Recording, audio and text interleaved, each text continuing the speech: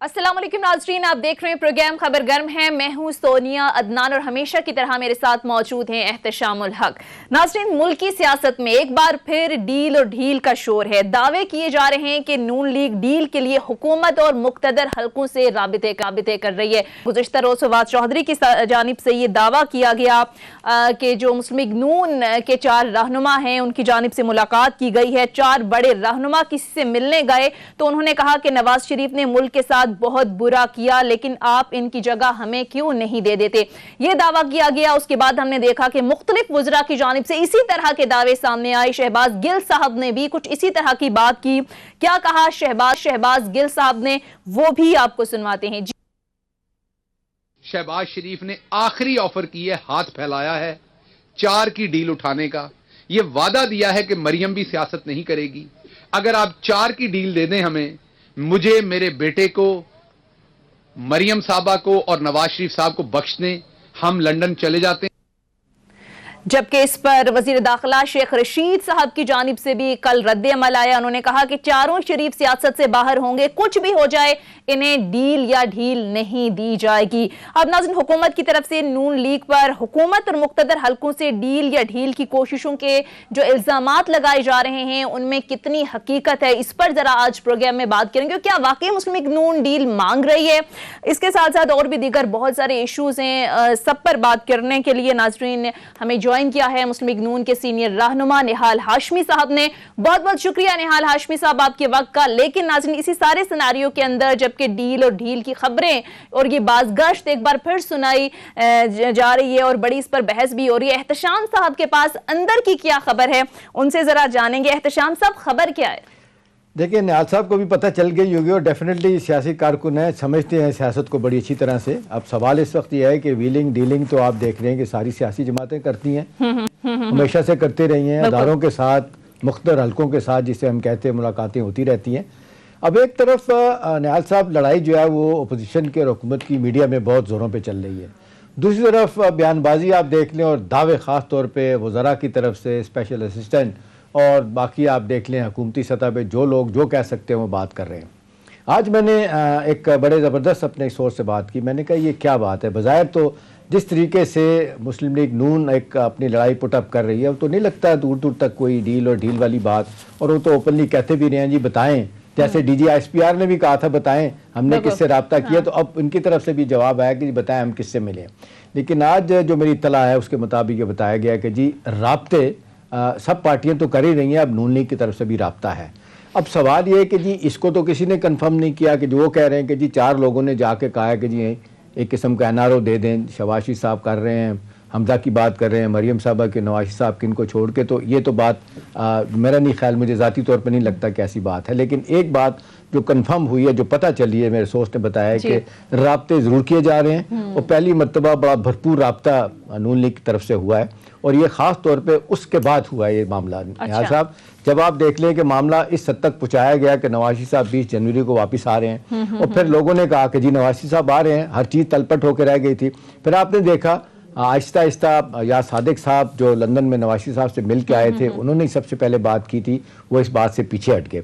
फिर आपने देखा जो ओपनली शाहिद खान अब्बासी से सवाल पूछा गया तो उन्होंने कहा, मैंने या सादिक से पूछा था कि भी आप मिल के आए, आपने 20 जनवरी की बात की है आने की। तो उन्होंने कहा जी 20 जनवरी की बात तो मैंने जरूर किया, मैंने साल तो कोई नहीं बताया कि किस सन में आ रहे हैं। तो ये बड़ा वाज़ेह तौर पे पता चल गया कि जी वो शायद ऐसी बात नहीं थी, बनाई गई थी कोई दबाव डालने के लिए, कोई अपने मकासद हासिल करने के लिए।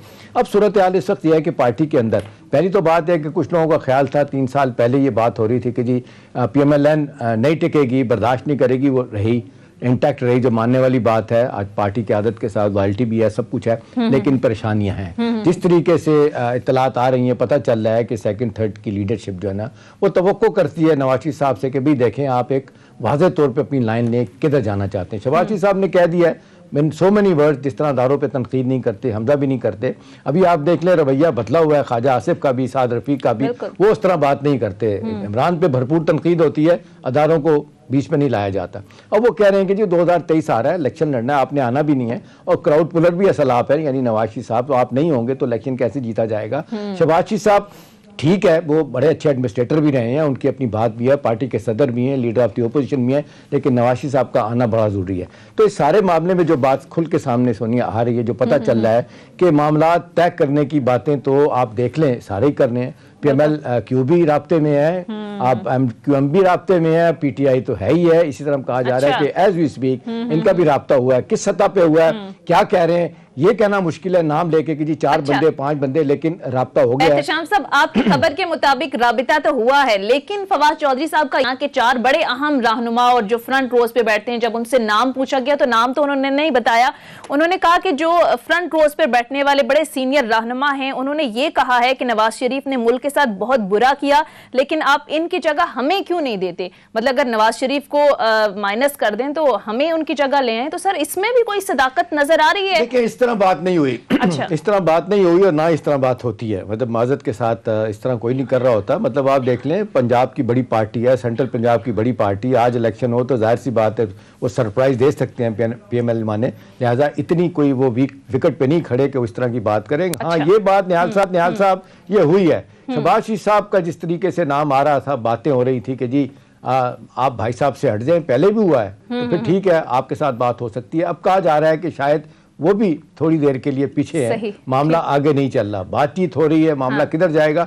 एक बात है कि पार्टी के अंदर वो कह रहे हैं कि उर्दू का सफर और अंग्रेजी का सफर बहुत ज्यादा हो गया है, लिहाजा वो कह रहे हैं कि जी कहीं ना कहीं मामले को तय किया जाए और फिर खास तौर पे 2023 का इलेक्शन के तनाजर में बड़ा वाज़ेह तौर पे एक नुक्ता नज़र साबिक वज़ीर आज़म और रहबर PML नवाज शरीफ साहब से तवक्को की जा रही है कि आप वाज़ेह तौर पे बताएं आप कहाँ खड़े हैं, आएंगे नहीं आएंगे, और नहीं आएंगे तो फिर आगे क्या होगा, शहबाज शरीफ साहब को कितना फ्री हैंड दिया जाएगा कि वो अपने मकासद हासिल करें। मुस्लिम लीग नून के सीनियर रहनुमा निहाल हाशमी साहब भी प्रोग्राम में हमें ज्वाइन कर चुके हैं। थैंक यू सो मच निहाल हाशमी साहब आपके वक्त का। लेकिन इससे पहले कि मैं निहाल हाशमी साहब से सवाल करूं, कल फवाद चौधरी साहब क्या कह रहे थे वो जरा जी।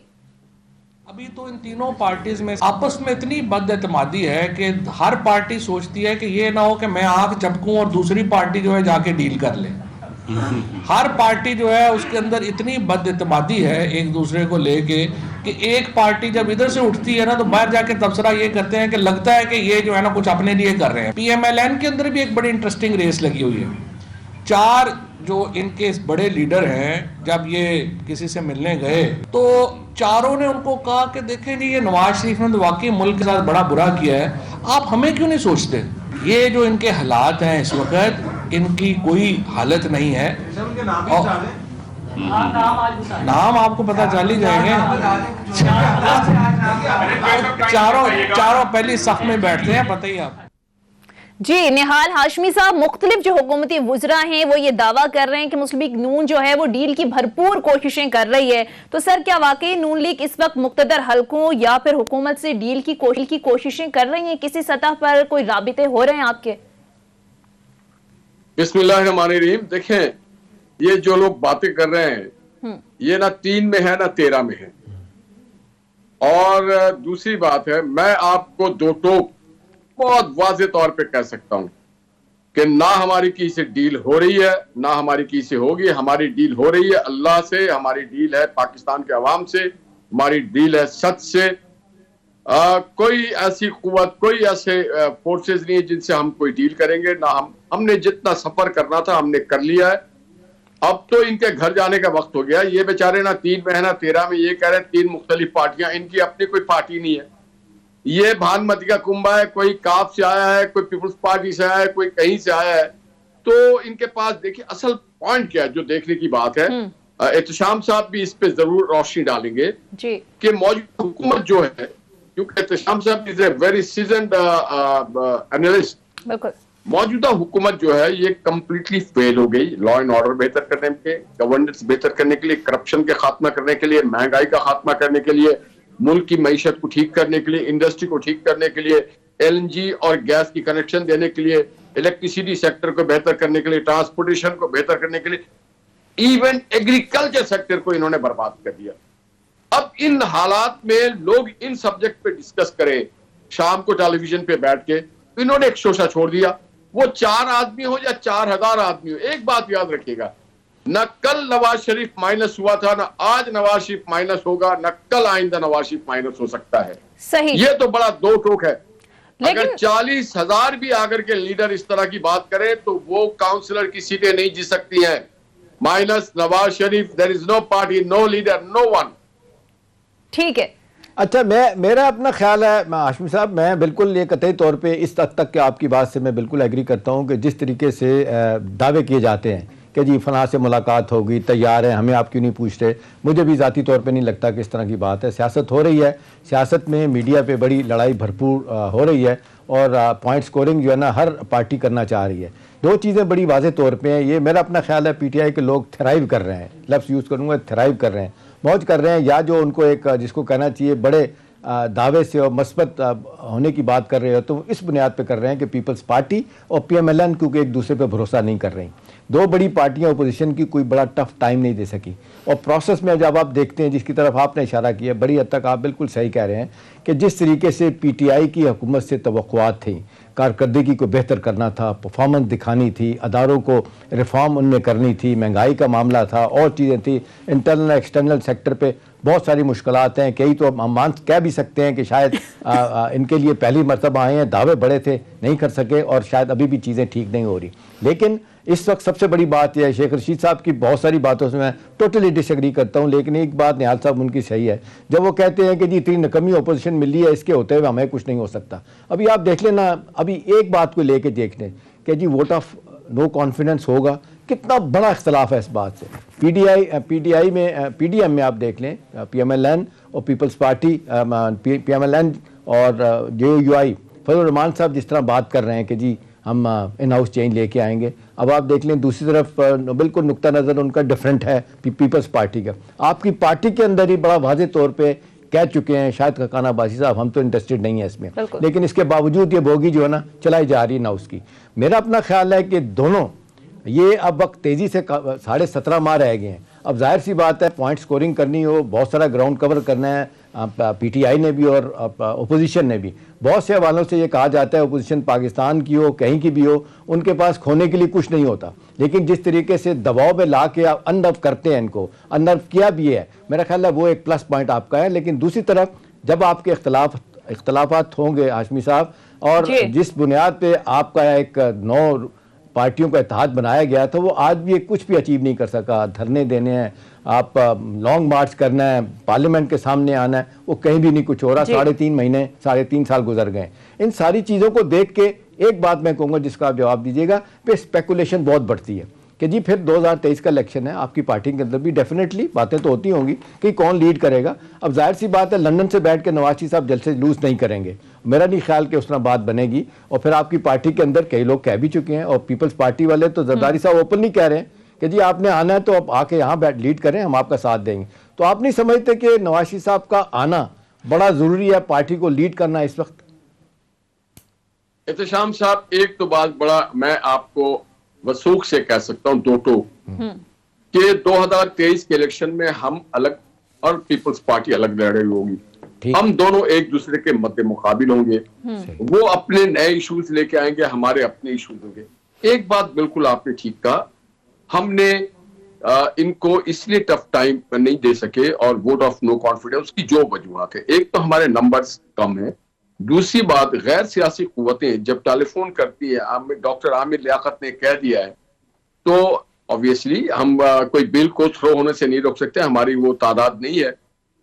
और अगर तादाद हम पाते हैं उस वक्त पाते हैं जब इनके इत्तेहादी बाहर तो आके बात करते हैं, एमक्यू वाले और काफ लीग वाले के गवर्नेंस बहुत खराब है, करप्शन बहुत ज्यादा हो रहा है, बुजदार साहब पे बड़े इल्जाम है, और ये ऑब्वियस है कि आप और हम मिल करके कम से कम 3.5 साल ये बात तो साबित हो गया, आपने और हमने मिलके, मीडिया ने मिल करके ये बात साबित किया है कि इनके पास गवर्नेंस नाम की कोई चीज नहीं है, इनके पास ना कोई प्लान है, ना कोई मंशूर है, ना डिलीवरेंस है। एक चीज सिर्फ है, ATM cards and corruption.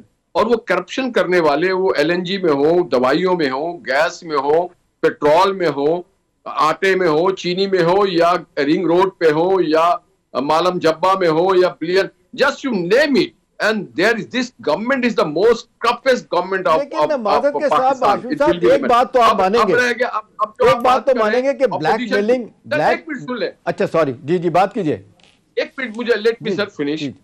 Sir बात यह है कि हमने इनको बड़ा टफ टाइम दे दिया। मैं आप यकीन जाने कि ये अपना पहाड़ा भूल गए। वो लॉन्ग मार्च हो, या मरियम नवाज की रैलीज हो, या उनकी कोई भी ऐसी प्रेजेंटेशन हो, ये गवर्नमेंट अपने जो वादे करके आई थी उस वादे का 0.0.0.0.1% भी अगर करती, कि वो करप्शन पकड़ती, 1 रुपया ले आती, या गवर्नेंस को बेहतर कर देती, या यू टर्न करने की पॉलिसी छोड़ देती, या मईशत बेहतर कर देती, या खारजा बेहतर कर देती, या दाखिला पॉलिसी बेहतर कर देती, या पार्लियामान को मजबूत करती, they are totally failed because एक चीज तो आशु साहब आपकी बात बिल्कुल ठीक है, एहतसाब पे तो प्राइम मिनिस्टर साहब ने खुद ही हाथ उठा दिए हैं। वो मान गए हैं कि जब हम एहतसाब नहीं कर पाए, और जब वो एक बड़ा एजेंडा था, बाकियों को तो छोड़ देना, करप्शन की बुनियाद पे आए थे, वो काम नहीं कर पाए, ठीक है, वो अपनी जगह पे है। लेकिन एक चीज़ बताइएगा हाशमी साहब कि जिस तरीके से इत्तेहादी ब्लैकमेल करते हैं, आपकी हुकूमत में भी आप देख लें, MQM हमेशा जो करती थी, आपको भी पता है, मुझे भी पता है, आज भी इनके साथ यही हो रहा है। बाकी इत्तेहादी माजद के साथ JUI के फजलुर रहमान साहब, आपके ज़माने में आप देख लें कि पूरी पार्टी ने तय किया, आपकी हुकूमत ने तय किया, अपने सरताज अजीज साहब ने फाटा का प्लान बना के दे दिया, नवाज शरीफ साहब आखिरी दम तक उसको आप देख लें नहीं होने दे रहे थे, फाटा में जम नहीं करने की बात हो रही थी। जब बिल्कुल उन्होंने देखा भी पार्लियामेंट भी खिलाफ हो रही है, तो फिर जाकर नवाज शरीफ साहब मारे, तो वो भी ब्लैकमेल तो होते हैं। अब सवाल तो ये, एक ही दफ़ा 2/3 मिली थी आपको और वो ब्लैकमेल नहीं होते थे, लेकिन माजद के साथ उसी आप कहना चाहिए कि उसके दबाव में आए, दब गए उसी बड़े बटन के ऊपर, और फिर लोगों ने कहा कि वही 11वीं तरमीम भी आ रही थी, जो अमीरुल मोमिनीन बनने की बात हो रही थी, वो भी एक बड़ा मसला हो जाता है कि जब इतना खुला के आपका वोट बैंक बढ़ा दिया जाए तो सूरत हाल कहीं और चली जाती है। एहतशाम साहब देखिए, मैं तो बहसियत मुसलमान और आप भी बहसियत मुसलमान और सोनिया भी ये समझती है कि जिस मुल्क में अगर अमीरुल मोमिनीन हो तो फिर वो अमीरुल मोमिनीन तो होगा हजरत अबू बकर सिद्दीक रज़ी अल्लाह अन्हु और हजरत उमर फारूक रज़ी अल्लाह अन्हु जैसा, ना कि मदीना के रियासत में इमरान खान जैसा होगा। अगर अमीरुल मोमिनीन जवाबदेह हो और उसकी तनख्वाह मजदूर वाली हो और उसकी रिहाइश मजदूर वाली हो, तो अल्हम्दुलिल्लाह ऐसा निजाम तो हम उसके लिए तरस गए। मगर अगर जाली रियासत मदीना और जाली सादिक और अमीन हो तो फिर जो हालात आज हमारे हैं वही होंगे। हाँ, ये जरूर है कि पार्लिमानी जो सियासत है उसके अपने कुछ मिजाज हैं। ब्लैकमेल तो आप नहीं कहेंगे, हमारी कुछ कमजोरियां, कुछ कोताहियां हो सकती है, क्योंकि मैं किसी सियासी जमात को ब्लैकमेल नहीं कह सकता। हमारी कुछ मजबूरियां होती हैं, कुछ कोताहियां होती हैं, कुछ कमजोरियां होती हैं, तो उसका सामने वाला भी सियासत करने आया सर, अगर वो अपना हमें सपोर्ट दे रहा है या हमें मैंडेट दे रहा है अपना, तो वो भी कुछ ना कुछ लेना चाहता होगा। और ये बात आपने ठीक कहा, मैं उस वक्त सेनेट में था, सरताज अजीज साहब ने इस पर होमवर्क किया, बल्कि उस कमेटी में मैं था, I have reviewed, I have gone through that. तो आपकी ये बात में इत्तेफाक करता हूँ, लड़ाई सारी यही है एहतशाम भाई, कि हमें गवर्नेंस बेहतर करनी है, पार्लियामेंट के जरिए करनी है। आपका जो इदारा है मीडिया, इसे भी हमें उस मुकाम पे लाना चाहिए। सम टाइम जब हम इक़्तिदार में होते हैं तो हमें शायद पसंद नहीं आ रही होती है, ऑपोजिशन में आप हमारे सबसे पसंदीदा लव चाइल्ड होते हैं। तो पाकिस्तानी माशरे को आगे बढ़ना, और माशरे को आगे बढ़ने का तरीका यही है कि इर्तिकाई अमल से हम गुजरेंगे, जहां पे आइन कानून को मद्देनजर रख के जमहूरी इक़्तिदार को अब हम बहुत सारे चीजों से बहुत पीछे हो गए। अब हमारी इसलिए हम ज्यादा चाहते हैं कि ये हुकूमत जल्द अज जल्द जाए, क्योंकि अवाम बहुत परेशान है। महंगाई, देखिए ये बात स्टैब्लिश है कि पार्लियामानी जमहूरियत में आप वोट ऑफ नो कॉन्फिडेंस के जरिए आप हटा सकते हैं, उसके लिए नंबर ऑफ गेम्स चाहिए। ये बात ठीक है कि सड़कों से, रोडों से, मॉब से आप नहीं हटा सकते, मगर हमें मजबूर कर रही है ये हालात, हमें मजबूर कर रहा है महंगाई, हमें मजबूर कर रहा है ये बैड गवर्नेंस, हमें मजबूर कर रहा है पाकिस्तान का प्यार, हमें मजबूर कर रहा है पाकिस्तान के हालात कि हम कल जाने वाले ठीक है, आप कह रहे हैं हुकूमत नाअहल है, मसाइल बहुत ज्यादा हैं, अवामी मुश्किल रही हैं, लेकिन ऑपोजिशन क्या कर रही है? इन 3 सालों में ऑपोजिशन का जो किरदार रहा है वो भी सबके सामने है। एक ऑपोजिशन ने मिलकर पीडीएम बनाई, वो भी मुंतशिर हो गए, आपस में एक दूसरे पर भी इल्जामात लगाना शुरू कर दिए। तो आप कैसे, आपके पास इन मसाइल का हल क्या है, इस पर भी बात करेंगे। मुख्तसर ब्रेक लेते हैं नाज़रीन, ब्रेक के बाद वापस आएंगे। Stay tuned.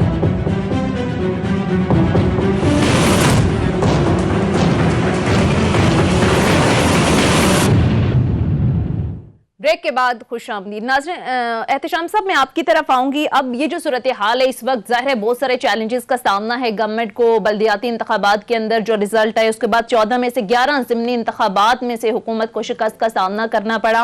लेकिन इसके बावजूद भी सर वुज़रा बड़े पुरुमीद हैं कि जो अगले 5 साल हैं वो भी हमारे होंगे। सर, आपको लगता है ये कॉन्फिडेंस, ये जो मुंतशिर अपोजिशन है, जिस तरह से अपोजिशन ने एक पीडीएम बनाई, उसके जो नताइज सामने आए, इस सारी सूरत हाल को देखकर गवर्नमेंट का ये कॉन्फिडेंस आपको दुरुस्त लगता है? सोनिया, देखिए, जहाँ तक महंगाई का ताल्लुक है, जिसके लिए तहरीक चलाने का भी प्लान बनाया गया, पीपल्स पार्टी अपने तौर पे कर रही है, PMLN और JUI अपने तौर पे इसको टेक ऑन कर रहे हैं। सवाल ये है कि लोग ये बात कर रहे हैं कि जब तक अपोजिशन पार्टियाँ अपने अंदर इत्तेहाद, अपनी सफ़ों में इत्तेहाद पैदा नहीं करेंगी, एक नुक्ता नज़र को आगे लेके नहीं चलेंगी, उनके लिए मुश्किलात होंगी। देखिए, अब चीज़ भी हाशमी साहब सामने पड़ी है। अभी देखें, दिसंबर के महीने में इन्फ्लेशन 12% थी और लेटेस्ट इत्तलात ये आ रही हैं कि जनवरी में ये 13% से ज़्यादा बढ़ जाएगी। बहुत ज़्यादा है। और ये ख़ास तौर पे जो आपने देखा, मिनी बजट आने के बाद तो तलपट होंगी चीज़ें, महंगाई का तूफ़ान आने वाला है। अब ये सारी चीज़ों को देखते हुए अपोजिशन इनको कैश नहीं करा सकी। और मैं तो इस तरह देखता हूँ हाशमी साहब कि मौलाना फजल रहमान साहब की झुंझलाहट इस बात पे, हम क्या करें, लोग इतनी ज़्यादा महंगाई बर्दाश्त कर रहे हैं लेकिन सड़क पे नहीं आते। अब देखें ना, ये मुझे ज़ाती तौर पे लगता है कि अवाम का एतमाद नहीं है, इसलिए कि वो 77 की निज़ाम मुस्तफ़ा की तहरीक, मेरे ख्याल में वहाँ से झटका लोगों को लगा था कि हमें यूज़ किया जाता है। उसके बाद जो पार्टी अपोजिशन में होती है, हुकूमत में आती है और हमें बुला दिया जाता है, तो लोग नहीं आ रहे। रोज़ी रोटी उनके मामलात हैं, वो क्यों जेलों में जाएँ, क्यों आके गिरफ्तारियाँ दें। तो यही बात फजल रहमान साहब कहते हैं, हम क्या करें भाई, आपके कारकुन आते हैं तो। और PMLN का तो माजरत के साथ हाशमी साहब, वो तो काडर भी ऐसा है कि सड़क पे नहीं आता, वोट देता है, धक्का के देता है, लेकिन लड़ने के लिए, मरने के लिए, सड़क पे आने के लिए तैयार नहीं है। वो तो फजल रहमान साहब हैं, या सिंध से चलेंगे तो शायद कुछ अर्सा थोड़ा रास्ते में पीपल्स पार्टी के लोग साथ हों। तो मेरा ख्याल है आइडियली तो एक बड़ा शानदार मौका है कि महंगाई जिस तरह बढ़ रही है उसको कैश नहीं अपोजिशन करा रही। एक तो सफ़ों में इत्तेहाद नहीं है, दूसरा ये कि लोगों का एतमाद पैदा नहीं हो रहा। हाशमी साहब, लोगों का एतमाद कैसे पैदा होगा आपके अंदर? आपकी क़यादत, आपकी हो या नून अपना पीपल्स पार्टी हो या JUI की हो, वो अगर नहीं पैदा होगी तो PTI मज़े में रहेगी। उन्हें पता है हमारे लिए कोई मुश्किलात नहीं है। जी, आपका तज़किया मैं इससे इत्तफाक करता हूँ। देखें, हम सब सियासी जमातों में माँ सिवाय चंद एक के तंजीमी कमजोरियां बहुत ज्यादा हैं, इसमें कोई दो राय नहीं है। अब 85 के बाद जब गैर जमाती इलेक्शन हुआ था, ज़ियाउल हक साहब ने गैर जमाती इसलिए किया था कि कुछ सरमाएदार लोग आ जाएं जो इस्टेब्लिशमेंट या पावरफुल क्वार्टर्स के कहने पे चले। जो सियासी जमात के कारकुन होते हैं वो तंजीम से चलते। फिर हम लोग जब कॉलेज यूनिवर्सिटीज में थे तो इस तलबा तंजीम थी, ट्रेड यूनियन तंजीमें थी, बहुत सारी, उन्होंने उसे खत्म किया। पाकिस्तान से सियासत की जो नर्सरी है उसका खात्मा कर दिया आमजद के दौर में, और ये सिलसिला किसी न किसी शक्ल से आज तक जारी और सारी है। मैं ये समझता हूँ तलबा यूनियन खत्म नहीं होना चाहिए था। उसकी वजह है कि तलबा तंजीमें तो है, यूनियन खत्म कर दी गई जिसमें वो अपने लोगों को मुंतखब करते थे। इसी तरह से आप देखें, ओवरहेड पे आपने दे दिया है, अब ठेके पे कारखानों को मुख्तलिफ, जहां पे सनती तरक्की होती थी, जहां पे ट्रेड यूनियन, उसको भी आपने ओवरहेड पे दे दिया। अब आउटसोर्स कर दिया। आउटसोर्स जब आप कर देते हैं तो वहां पे ट्रेड यूनियन और मजदूर हुकूक की बात नहीं की जाती, वो सिर्फ अपने उजरत के चक्कर में लगे रहते हैं। हमारी ये बात ठीक है कि कारकुनों की हमने वो तरबियत नहीं की है जो हमें करनी चाहिए, मगर इंशाअल्लाह ताला अगर मौके मिलते रहेंगे तो हम जरूर करेंगे। इसी बात की तो जंग है। पाकिस्तान के अवाम को देखिए मैं जितनी बार जेल गया हूँ, मैं कभी 1 रुपए चोरी पे नहीं गया हूँ, या किसी का घर कब्जा करके नहीं, या कोई शराब पी के नहीं गया हूँ। हम जब भी जेल गए तो हमने हक के लिए बात करते हुए MPO के तहत गए। ये पाकिस्तानी लोगों से भी मेरी आपके तवज्जुह से अपील है कि खुदारा कोई आसमान से फरिश्ते नहीं उतर के आएंगे। आप ना सिर्फ अपना वोट दें, उसकी चौकीदार करें, जिस जमात को वोट दें उसकी तहतीर करें, उसमें अपना हिस्सा डालें सही। और अफसरशाही का खात्मा करें। आपको कौन यूज कर रहा है? अफसरशाही आपके साथ ज्यादती कर रही होती है, जो सरकारी लोग होते हैं वो ज्यादती कर रहे होते हैं, वो महंगाई लेके आते हैं। जब तक अवाम, देखिए अगर अवाम वोट नहीं डालती तो पाकिस्तान ना बनता। सही। और इसी तरह अवाम अगर सड़कों पे नहीं आएगी तो पाकिस्तान को बचाना बड़ा मुश्किल हो जाएगा। बिल्कुल आपकी बात दुरुस्त है निहाल हाशमी साहब। अब जाहिर है ओपोजिशन जो है वो तहरीक की बात कर रही है। 27 फरवरी को पीपल्स पार्टी कह रही है हम लॉन्ग मार्च करेंगे। 23 मार्च को पीडीएम ने लॉन्ग मार्च का ऐलान कर रखा है। गोके कह रहे हैं कि सरबराही इजलास में आज खबरें आ रही थी कि इस पे नजरसानी होगी, तारीख कोई आगे पीछे हो सकती है। लेकिन सर ये जो लॉन्ग मार्च जिसको आप महंगाई मार्च का नाम दे रहे हैं, इसका क्या फायदा, इसका मकसद क्या हुकूमत गिराना है? किस तरह से हिकमत अमली क्या है? क्योंकि गुज़िश्ता रोज खाकान अब्बासी साहब ये कह रहे थे कि मरियम नवाज के हुकूमत गिराने का जो बयान है इसमें मुस्लिम लीग में इख्तिलाफ है और वो कह रहे हैं कि मैं भी हुकूमत गिराने की बात नहीं कर रहा। तो फिर इस लॉन्ग मार्च का मकसद क्या है सर? देखिए, एक तो हमने उन सारे पर्देदारों और पर्दा नशीनों को बेनकाब करना है, हमने अवाम को मोबिलाइज करना, हमने लोगों को ये बताना होता है कि ये मुल्क आपका है, ये मुल्क किसी लीडर का, वजीर आजम का, किसी इदारे का, किसी जज का, किसी मीडिया का, किसी जर्नल्स का, किसी आईजी का नहीं है। ये मुल्क में हम सब इक्वल शेयर होल्डर्स हैं। ये इस तरह से समझ लें कि हम सब जो वोट डालते हैं ये कोई बादशाहत का निजाम तो नहीं है, या कोई आमरीत तो नहीं। हमारे बड़ों ने इस मुल्क में वोट डाल करके इस मुल्क को कायम किया था, और तो हमें अवाम को ये बताना पड़ता है, उनकी हमें रहनुमाई करनी होती है, और उनसे भी हमें सीखने का मौका मिलता है। उनके दुख दर्द हम समझते हैं, उनके मसाइल हम समझते हैं, और फिर गवर्नमेंट को हम ये आपके तवज्जुह से ये बार बार बावर कराते हैं कि इस मुल्क के अवाम जिसके नाम से आपने तब्दीली की बात की थी, या आपने तरक्की की बात की थी, या आपने रोजगार की बात की थी, या सस्ताई की बात की थी, आप फेल हो गए। हम आईना दिखाने का तो हक रखते हैं, हम चीखने का हक रखते हैं। करना आपका मकसद है। तो निहाल हाशमी साहब ये भी बताइएगा, जिस तरह से शायद खाकान अब्बासी साहब ने कहा कि इख्तिलाफ करता हूं मरियम नवाज के इस बयान से हुकूमत गिराने के हवाले से, तो सर अब जाहिर है बड़े वाज़े अंदाज में खाकान अब्बासी साहब ने बात कर दी कि मकसद हुकूमत गिराना नहीं है। तो सर फिर हुकूमत को 5 साल पूरे करने दिए जाएं, ये अब मुस्लिम लीग नून के हवाले से या जो सीनियर रहनुमा है उनकी जानिब से कहा जा रहा है हुकूमत को 5 साल पूरे करने दिए जाएंगे। सोनिया, देखें, सियासत में कोई हर्फ आखिर और फार्मूला नहीं होता कि इस फार्मूला से हम हटेंगे नहीं। सियासत में हर रोज आप तब्दीली ला सकते हैं। यकीनन हम चाहते हैं कि एक हुकूमत तो अपनी टेन्योर पूरी करे, मगर हम चाहने से कुछ नहीं होता, क्योंकि जो महंगाई है, जो लॉलेसनेस है, जो अकरा परवरी है, जो करप्शन है, जो पाकिस्तानी बदहाली में जा रहा है, स्टेट बैंक को गिरवी रखा जा रहा है, अफसरशाही तबाही की तरफ जा चुके हैं, इदारे अपने डोमेन से निकल करके बाहर जाकर के बातें करते हैं, तो इनको रोकना तो पड़ेगा। और अगर ये मजीद 18 महीने रह गए तो पाकिस्तान और खड्डे की तरफ जा रहा होगा। तो हमें फिर इनको मजबूर करना है। और देखिए, Maryam Nawaz is the puller. आज अगर पाकिस्तान मुस्लिम लीग में आप मरियम नवाज को माइनस कर दे तो पूरी मुस्लिम लीग एक तरफ खड़ी होगी, वो एक तरफ होगी और मरियम एक तरफ होगी। मरियम हमारी टीम का इंजन है। तो मरियम इज द हेड। क्या है सर? वो तो माइंड है, दिमाग है हमारे पार्टी के, हमारे आदर्श है, हमारे रहबर है, मगर जो पुलर है, जो क्राउड पुलर है, वो मरियम है। वोट पुलर नवाज शरीफ है, क्राउड फैसला हो गया निहाल हाशमी साहब, वज़ारत उज़्मा के उम्मीदवार का फैसला हो गया। एक तरफ तो रहबर आपके लंदन में बैठे हुए हैं, अगर आप शबाशी साहब को भी रहबर बना के तो मेरा ख्याल है उनको खामोश करा देंगे तो बात नहीं बनेगी। ओपोजिशन लीडर हैं, सदर हैं आपकी पार्टी के, मेरा ख्याल है जितना भरपूर एक्टिव रोल उनका होना चाहिए और जितना फ्री हैंड मैं समझता हूँ नवाशी साहब हो, मरियम साहब हो, उनको देने की बात होनी चाहिए। ना कि ये ऐसा हो कि जी जब वो उनके बयान आए तो मरियम साहब उनको कंट्राडिक्ट कर दें। कई दफ़ा आपने देखा माजी में हुआ, और फिर मरियम के बयान को कंट्राडिक्ट करने के लिए हमजा साहब बयान दे रहे होते हैं। तो मेरा ख्याल है ये भी एक अलमिया है। और दूसरा जो आपने कई दफ़ा बात की अफसरशाही की, हाशमी साहब माजरत के साथ जितना अफसरशाही ब्यूरोक्रेसी ने अपने कदम जमाए हैं आप लोगों के दौर में, ये तो अब तो ये जिसको कहना चाहिए सीक्रेट बात ही नहीं रही। नवाज शरीफ साहब फवाद हसन फवाद के ज़रिए यहाँ से सेंटर में चलाते थे।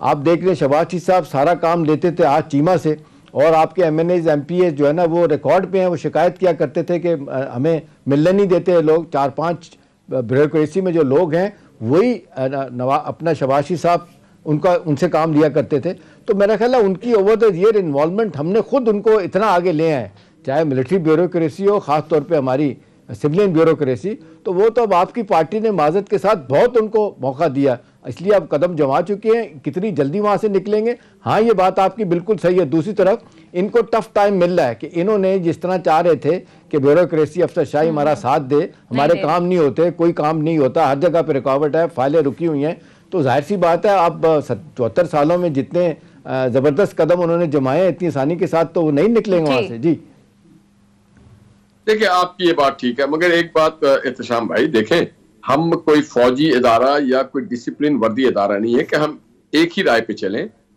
हम सब अपने राय रखते हैं। वो Mian Nawaz Sharif is the last, but Shahid Khaqan की भी राय है, एहसन इकबाल साहब की राय है, शहबाज साहब की राय है, मेरी एक राय हो सकती है, मरियम बीबी की एक राय हो सकती है, ख्वाजा साद रफीक, मगर एंड ऑफ द डे वही राय प्रिवेल करती है जो अक्सरियत जिसको सपोर्ट दे, और फिर उसको फिर हमारे जो पार्टी के हेड हैं मोहम्मद नवाज शरीफ साहब, वो जिसके ऊपर एसेंस अपना दे दें। तो ये तो एक अच्छी चीज है कि हमारी यहाँ डिक्टेटर नहीं, हम अपनी अपनी राय रखते हैं और अपनी राय से हम अपनी पार्टी को भी और अवाम को भी आगाही देते रहते हैं। जहां तक ब्यूरोक्रेसी की बात की, ना मैं आपसे इत्तेफाक करता हूं ना इख्तिलाफ करता हूं, इस बात को यहीं पे छोड़ दें। मैं एक छोटा सा सियासी कारकुन हूं, आइडियोलॉजी की तरफ जाता हूं और मैं ये महसूस करता हूं कि हमारी एक गलती ये हुई है कि हमारी जो सियासी कैडर है उसके पास ट्रेंड लोग नहीं, सीआई के पास भी नहीं। अगर हमारे पास हर शोबा जिंदगी के ट्रेंड लोग हों, अफसरशाही के पास, उनके हम डिपेंडेंट ना हो। देखिए, मुख्तलिफ दुनिया के मुल्कों में शेडो कैबिनेट होता है। शेडो कैबिनेट का काम होता है कि अपने वजारत को और अपनी जिम्मेदारियां को ऐसे, अपने डिवीजन को ऐसे तरीके से चलाएं। हमारे यहाँ वो ट्रेनिंग नहीं होती। हमारे यहाँ सिर्फ एक ही ट्रेनिंग होती है, जिंदाबाद, मुर्दाबाद, धरना दो, जलसे करो, जुलूस करो, घेराओ, जो शेडो कैबिनेट का नहीं। मगर मैं समझता हूँ मियां नवाज शरीफ में एक क्वालिटी है। हमें ना सिर्फ अंदरूनी तौर पे बहुत सारे ट्रेनिंग से गुजरना पड़ा है, बल्कि बैरूनी दौरों पे भी हमें उन्होंने भेजा है ट्रेनिंग के लिए। चाइना भेजते रहे, दीगर ममालिक भेजते रहे, जहां पर जाकर के हम पॉलिटिकली सीख सके। जैसे पार्लियामेंटेरियनों को भेजा जाता है, वो सीखते हैं अपने। ठीक है निहाल हाशमी साहब, आपकी तरफ दोबारा भी आएंगे। नाज़रीन, मुख्तसर ब्रेक लेते हैं, ब्रेक के बाद वापस आएंगे। निहाल हाशमी साहब से गुफ्तगू का सिलसिला जारी रहेगा। Stay tuned.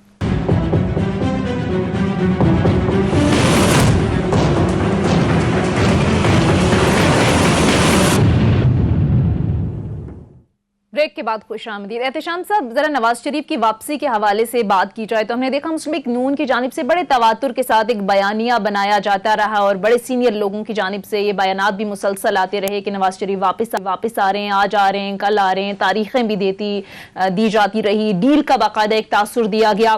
फिर इसी तनाजुर में प्राइम मिनिस्टर का भी बयान आ जाता है, फिर आसिफ अली जरदारी साहब भी डील की कुछ बातें कर देते हैं, फिर DGI SPR की जानिब से जाहिर है प्रेस कॉन्फ्रेंस में वजाहत दी जाती है। तो सर, वजाहत के बावजूद अब हुकूमती वुज़रा की जानिब से इस तरह के बयानात आना, सर आपको नहीं लगता कि ये जिस तरह की चीजें डील और ढील के हवाले से हमारी सियासत में चल निकली हैं, इनका सिलसिला बंद होना चाहिए या ये बहस चलती रहेगी ऐसे ही? ये सोनिया कभी भी बंद नहीं होगा। अच्छा, ओपोजिशन का काम जो है ना, वो हुकूमत को टफ टाइम देना होता है, पार्लियामेंट के अंदर भी, पार्लियामेंट के बाहर भी। हाँ। वो कहीं एजेंडा बेस्ड हो या ना हो, या इशू बेस्ड हो ना हो, वो जब वो बयानात देते हैं, प्रेस कॉन्फ्रेंस कर रहे होते हैं, हुकूमत की नाअहली को एक्सपोज कर रहे होते हैं, तो जाहिर सी बात है वो तो अपनी तरफ से बहुत सारी चीज़ें कवर कर रहे होते हैं, ठीक है ना।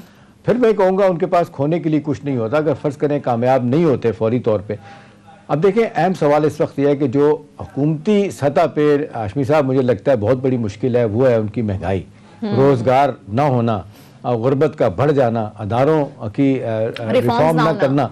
अभी देखें जिस तरीके से दावा कर रही है हुकूमत कि जी 2023 में हम ये महंगाई का जो है जिन है इसको बोतल में बंद कर देंगे। बाजार लगता है इतना आसान नहीं है, क्योंकि दुनिया में महंगाई है, कैसे कर देंगे, कमोडिटी प्राइस नहीं आ रही, ठीक है। $80 से 70 बैरल तेल हो चुका है, कम करने के बजाय हुकूमत धड़ाधड़ फिर बढ़ाई चली जा रही है, उसके पास पैसे नहीं है, क्या करना है। सवाल इस वक्त यह है कि जी अगर ये हाशमी साहब धरने कामयाब नहीं होते, इन हाउस तब्दीली नहीं आती, वोट ऑफ नो कॉन्फिडेंस कामयाब नहीं होता, फिर अगले 12-14 महीने में आपके पास क्या सौदा बेचने के लिए, क्या करेंगे? आपका ख्याल है कि इस तरह टफ टाइम देते रहेंगे? हाँ, प्रोसेस में ये ज़रूर होगा। ये मैं अब ज़रूर कहूँगा कि जिस तरीके से आपने इंगेज किया है इनको, आप हर वक्त 2-2, 3-3, 4-4 बंदे आके प्रेस कॉन्फ्रेंस कर रहे होते हैं, मेरे ख्याल में अपना ये वक्त ज़ाया कर रहे होते हैं। यही वज़ीर अपनी अपनी जगह, शेख रशीद साहब अपना इंटीरियर में बैठ के काम करें ना, वो दिन में 3 दफ़ा सियासी बयान देते हैं और यही कह रहे होते हैं कुछ नहीं होगा, नहीं होगा। हो ना हो, लेकिन यह कि इसका फ़ायदा पीटीआई को नहीं हो रहा होता। अब सवाल यह है कि जी आपका एजेंडा क्या होगा, आपके पास आवाम को देने के लिए क्या होगा। तब्दीली नहीं आती, ठीक है, कुछ लोगों का ख्याल है इनको हटाने के बाद कौन आएगा। अब बहस जो हो रही है अब आपकी पार्टियों के अंदर यही है कि जी इतने थोड़े अरसे में जो भी आएगा उसके लिए मुश्किलात बढ़ती रहेंगी, लिहाजा इनको जारी रखा जाए, इनको वोट आउट किया जाए इलेक्शन के ज़रिए। लेकिन प्रोसेस में अब ये जो 17.5 महीने रह गए हैं, इसमें आपके ख्याल में हुकूमत के पास, अपोजिशन के पास क्या गिदड़ सिंगी होगी, क्या सौदा बेचने के लिए होगा? जी आपकी बात मैं चाहता हूं मैं आपको ही सुनूं, मैं अपने इल्म में भी इजाफा कर रहा हूं। You are very educative programme, you are doing a very मोहब्बत, थैंक यू वेरी मच। आपने अभी जो बातें की उनके गुजरा के हवाले से, शेख रशीद साहब के हवाले से, तो मैं उनसे एज में भी जूनियर हूँ, सियासत में भी जूनियर हूँ, मगर मैं समझता हूँ कि अल्लाह ना करे जो इमरान खान ने कहा था कि ऐसा सियासी कारकुन ना बने जो गेट नंबर 4 पे खड़ा रहे, वो सियासत की नफी है, वो सिविल सुप्रीमेसी की नफी है। हमारा बड़ा एहतराम है, जो हमारे आर्मी है उनके लिए बड़ा एहतराम है। पाकिस्तान का इदारा किसी एक पार्टी गवर्नमेंट का इदारा नहीं है, मगर आज के वुज़रा पाकिस्तान आर्मी को मुसलसल बदनाम करने के दर पे हैं। वो मुसलसल कभी कहते हैं कि हमारे साथ, हमारे सर पे हाथ है, उनके गर्दन पे हाथ है। मैंने ये इस तरह से मुलविस करते हैं और ये अपनी नाकामी को छुपाने के लिए कहते हैं कि आप हमसे तो लड़के जीत जाएंगे मगर मेरे बड़े भाई जो है ना वो आपको नहीं छोड़ेंगे। तो मैं समझता हूं कि हमारे इदारे, वो खा जुडिशरी हो, वो ब्यूरोक्रेसी हो या आर्मी का एक जो वजारत दिफा, उनको इस पे सख्ती से नोटिस लेना चाहिए कि आप अपनी फेलियर या अपने सक्सेस हमारे कंधों पे ना डालें, ये गलत है। अब आपने कहा कि मैं इस दौरान हम क्या कर सकते हैं, तो मैं आपको एक बात बताऊं, इस गवर्नमेंट के पास ना कोई मंसूर था, ना इनके पास मुखलिस लोग थे, ना इनका अरस्तु चल सका, मां सिवाय इनको भानुमति का कुंभा था। सब लोगों ने इनको ज्वाइन इसलिए किया था। अब फवाद चौधरी साहब कौन से घाट का पानी पी के नहीं आए, किस किस दरवाजे, किस किस चौखट पर उन्होंने माथा नहीं टेका है। आप खुसरू परवेज साहब को ले लें, आप उमर अयूब साहब को ले लें, आप खुर्रम बने क्या सरवर खान साहब को ले लें, just to name it any one. आप फयाजुल हसन चौहान को ले लें। अब ये जो शहबाज गिल टाइप के लोग हैं, इनकी तो कोई हैसियत नहीं, ये तो बेचारे नौकरी करने यहाँ पे आए, ना 3 में है ना 13 में है। ये आज आए हैं, नहीं मालूम किसने इनको भेजा है, किस मंसूबे से आए, या अकबर बाबर जो है ना उनको सियासत से कोई ताल्लुक है, वकील के तौर पे भी वो फेलियर हो चुके, वो डिलीवर नहीं कर सके। तो मैं ये समझता हूँ हमारे पास एक टीम है। क्यों मैं आपको कह रहा हूँ कॉन्फिडेंटली, हमारा एक ही फाइनेंस मिनिस्टर था, हमारी एक ही फाइनेंस की टीम थी, और हम ये समझते हैं, देखिए असद जो इसाक डार साहब हैं, वो मईशत की कुंजी अब तक मैं समझता हूँ पाकिस्तान की। क्यों कर, जब हम आए थे तो अंधेरे में पाकिस्तान डूबा हुआ था, जब हम आए थे तो पेट्रोल बहुत महंगा था, जब हम आए थे तो पाकिस्तान की जो फॉरेन रिजर्व था वो बहुत नीचे था। मगर नवाज शरीफ साहब की दानिशमंदी से आप देखें सीपैक भी हमारे पास आ गया। माजत के साथ यही बात पीटीआई करती है कि जब हमने इख्तदार संभाला 2018 में आने के बाद, तो कहते हैं कि ये सारी की सारी मुश्किलात पीएमएलएन पैदा करके चली गई थी, और वो बड़ा ज़बरदस्त तरीके से कोट होता है। मुफ्ता इस्माइल साहब जो फाइनेंस मिनिस्टर थे 10 महीने में, जब शाहिद खान अब्बासी साहब जो प्राइम मिनिस्टर थे, उन्होंने कहा था कि हमने तय कर दिया कि हमने IMF के पास जाना है, हमारे पास कोई रास्ता नहीं है। तो ये पीटीआई की गवर्नमेंट कहती है कि जी हम क्या करें, ये तो पहले से प्लान करके गए थे, इतनी खराबी कर दी थी, इन्होंने जाना ही जाना था, हम अब चले गए तो हम पे इल्जाम तराशी की जा रही। जी एहतशाम साहब, इसमें दो जवाब है। एक जवाब यह है कि पाकिस्तान बेशुमार बार, कमोबेश 2 दर्जन के करीब ये IMF के पास 23वां प्रोग्राम है। एक ही IMF का प्रोग्राम कंप्लीशन हुआ था, वो था इसाक डार साहब के दौर में। इसाक डार साहब जिस प्रोग्राम के तहत गए थे, उस प्रोग्राम को शौकत अजीज वाला भी मुकम्मल हुआ था, जब उन्होंने कहा था हमने आज के बाद कोई प्रोग्राम नहीं लेना, कशकोल तोड़ दिया, ये कह के गए थे शौकत अजीज साहब। अब मिफ्ता इस्माइल साहब का हवाला इसलिए मौजूद नहीं बनता कि मिफ्ता इस्माइल साहब हमारे माशी टीम के ना हेड है, ना कोई उनका कंपैरिजन है इसाक डार साहब के साथ। मुफ्ता इस्माइल साहब कभी कभी जोश खताबत में इस तरह की बात कर जाते होंगे, ये उनकी अपनी राय है, ये हमारी पार्टी की राय नहीं है, ये हमारी गवर्नमेंट की राय नहीं थी, ये उनकी जाती राय थी। हमारी जो फाइनेंस टीम थी उसकी राय नहीं थी।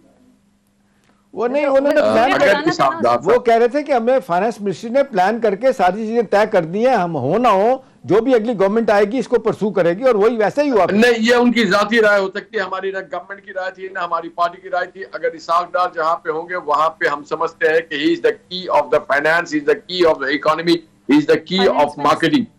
और जिस ऐसे तरीके से वो माजी में भी निकाल सकते हैं, वो हमें डिपेंड। इनके पास तो कोई टीम नहीं थी ना सर, इनके पास 6 फाइनेंस मिनिस्टर और फाइनेंस एडवाइजर इन्होंने तब्दील किया। They don't have anyone, they don't have program, they don't have anything to deliver to the nation, but we do have. लेकिन इसमें मादत के साथ अगर मुझे मौका दें तो मैं किस्सा याद करा दूं आपको, ये टीम के बारे में। टीम आपकी भी नहीं थी और इनकी भी नहीं है। देखें, जब आप इलेक्शन जीत के आए थे, प्राइम मिनिस्टर साहब ने पहली तकरीर की थी, वो इसने काशिफ अब्बासी ने एक बड़ा शानदार प्रोग्राम किया था। उसने बताया अपनी तकरीर में कि जी प्राइम मिनिस्टर साहब जो है ना वो आए पार्लियामेंट के अंदर, और पार्लियामेंट में आकर उन्होंने क्या कहा, पहले उन्होंने नवाज शरीफ साहब की वो तकरीरें चलाईं मुख्तलिफ जगहों पे जिन्होंने कहा था कि जी हमारी एनर्जी पे, इकोनॉमी पे, ट्रेड पे, इन्वेस्टमेंट पे, सब पे हमने काम किया हुआ है। अब जो ही आएंगे हम इक़्तिदार में आके फ़ौरन अमल दरामद शुरू कर देंगे। ये दिखाया उन्होंने तकरीरें सारी काशिफ अब्बासी ने। फिर आसिफ साहब उनको नवाज शरीफ साहब की पहली पार्लियामेंट की तकरीर बताई। उन्होंने कहा जी इलेक्शन जीत के आ गए, जो मैंने भी देखा था प्रोग्राम, इलेक्शन जीत के आ गए। आज मैं आवाम से कहता हूँ कि अब आप मुझे तजावीज़ दें, राय दें कि इस मुल्क को कैसे ठीक करना है। तो देखें ना, सब कुछ होने के बावजूद अल्टीमेटली लोगों से तजावीज़ मांगी जा रही थी, अपना होमवर्क नहीं था। जी हाशमी साहब। आप फिर एहतशाम साहब, आप बड़े सीजन्ड आदमी हैं, आपको पता है कि सियासत का ये भी एक हिस्सा है। ये होता है पूरे मुल्क को, पूरे वोटर को, पूरे अवाम को ऑन बोर्ड लेना, लोगों में एतमाद क्रिएट करना। लोग ये महसूस करते हैं कि दिस इज माई गवर्नमेंट, मेरी तजावीज को अहमियत दी जा रही है। हालांकि उनकी तजावीज और भी सैकड़ों लोग दे रहे होते हैं, मगर मुझे ये लगता है कि इसमें मेरा भी हिस्सा है। जैसे कायद-ए-आज़म मोहम्मद अली जिन्ना ने जब मुस्लिम लीग के चंदे की बात आई तो उन्होंने कहा नहीं 2 और 5 रुपए का नहीं, अब 98 होगा। किसी ने पूछा 98 से क्या होगा, उन्होंने कहा पार्टिसिपेशन होता है। उनको एहसास होता है ये मेरा है, ये मेरी पार्टी। इसी तरह से जब मोहम्मद नवाज शरीफ साहब ये इस तरह की बात करते हैं कि आप हमें तजावीज दें, तो फिर आम पाकिस्तानियों को एक पैगाम जाता है कि ये मेरी गवर्नमेंट है। मुतादिद मौकों पर तजावीज मांगती रही है। इंतखाबी इस्लाहात के मौके पर आपसे गवर्नमेंट ने कहा कि आपके पास कोई काउंटर प्रपोजल है तो वो हमें दें, मुख्तलिफ मौके पर मांगी जाती रही, आपने दी। अभी भी फवाद चौधरी साहब का आज का एक ट्वीट है, वो कह रही है कि हुकूमत सियासी जमातों से बातचीत करना चाहती है। हम चाहते हैं कि इंतखाबी इस्लाहात, अदालत और एहतसाब के निज़ाम में इस्लाहात जो होनी चाहिए, लेकिन ये अपोजिशन के बगैर मुमकिन नहीं है। अब भी वो आपको दावत दे रहे हैं सर। और अगले लम्हे साथ हाशमी साहब ये भी कहते हैं कि जब इनको बुला लेते हैं, कभी आ जाते हैं तो आके अपने मुकदमात की बात करते हैं, असल इश्यूज पे नहीं आते। एहतशाम साहब, हमारे सारे मुकदमात कमोबेश खत्म हो चुके हैं। 90% मुकदमात में हमें रिलीफ मिल चुका है, जिसमें हम सारे केसेस में जमानत पे हैं। और जो मुकदमात जेर समाअत भी है उसमें अभी फेल हो गई है प्रोसिक्यूशन, नैब भी, एंटी करप्शन भी, FIA भी, कि there is no single iota of any evidence, any piece of evidence, there is no evidence, it is merely an allegation, an allegation, an allegation। अब जहां तक आपने जो बात की कि फवाद चौधरी साहब की, तो जनाब बहुत देर कर दी, मेहरबान। वो जो ट्रेन थी ना वो जा चुकी है। वो ट्रेन के ड्राइवर ने सीटी बजाई, वो ड्राइवर था जनाब शहबाज शरीफ साहब। जब उन्होंने पहली तकरीर में इमरान खान को कहा था कि आइए आकर के मिसाके जमहूरियत के साथ, लेकिन उनके दावे क्यों है आशिफ साहब? उनके दावे हैं कि 2027 का भी इलेक्शन हम जीतेंगे, 23 का तो हमने जीतना ही जीतना, वो 2027 बियॉन्ड 2027 भी कह रहे हैं हम हमारी। तो मेरा सवाल आपसे कि इतना उन्हें ये कॉन्फिडेंस कहां से आ गया उनके पास, क्यों इस तरह की बात कर रहे हैं? शेख चुल्ली एक किरदार था, वो मरा नहीं है। पहले भी शेख चुल्ली जिंदा था, आज फवाद चौधरी के शक्ल में शेख चुल्ली जिंदा है। जैसे फिरौन हर दौर में जिंदा होता है, उसी तरह से शेख चुल्ली भी हर दौर में जिंदा होता है। अच्छा निहाल हाशमी साहब, ट्रेन निकल चुकी है। अच्छा निहाल हाशमी साहब, आप इस चीज से तो एग्री करेंगे कि कुछ मामलात ऐसे होते हैं जो जाती मुफाद से हटकर कौमी जो मामलात होते हैं या कौमी मुफाद के होते हैं। जिस तरीके से ज़ाहिर इंतखाबी इस्लाहात की आपकी भी गवर्नमेंट हमेशा बात करती रही है, अदालती इस्लाहात इस मुल्क का बहुत बड़ा मसला है, आपकी गवर्नमेंट में भी ये बात होती रही है लेकिन हुई नहीं है। फिर एहतसाब के निज़ाम के हवाले से आपको भी हमेशा से ही शिकायत रही हैं। तो ये आपको नहीं लगता कि अभी वक्त है कि अब मिलकर अपोजिशन बैठे गवर्नमेंट के साथ और निजाम में इस्लाहात हो जानी चाहिए? जाती मुफाद से हटकर मुल्की मुफाद के बारे में भी कभी कभी सोच लेना चाहिए। हम अल्हम्दुलिल्लाह मुल्क के मुफादे के लिए सोचते हैं, और मैं एक वकील हूं। सर बैठे हैं आप एक गवर्नमेंट के साथ इन मामलों सुने सुने, एक मिनट सुनिए, हाँ। सुन ले प्लीज। जी जी हमारी अदालती इस्लाहात की जरूरत नहीं, हमारी जहनी इस्लाहात की जरूरत है। हम वकील हैं, हम हर दूसरे रोज अपनी कन्वीनियंस में जाकर के एप्लीकेशन और एडजमेंट देते हैं। हमारे जज साहबान कई वक्तों में कहते हैं जी आज मैं बड़ा टायर्ड हूं, मैं केस नहीं चला रहा। कानून हमारे मुल्क में इतने बेहतरीन है, इतनी जबरदस्त। आपको पता है नैब का कानून क्या है कि 30 डेज में आप कंपटीशन कर दें। आपकी STA की कानून क्या है, कमजोरियां है ना सर। इंसदाद दहशतगर्दी की कवानीन तो हमारे पास है, मगर उस कवानीन पे जो लोग अमल पैरा होना चाहिए वो लोगों के पास किरदार नहीं है।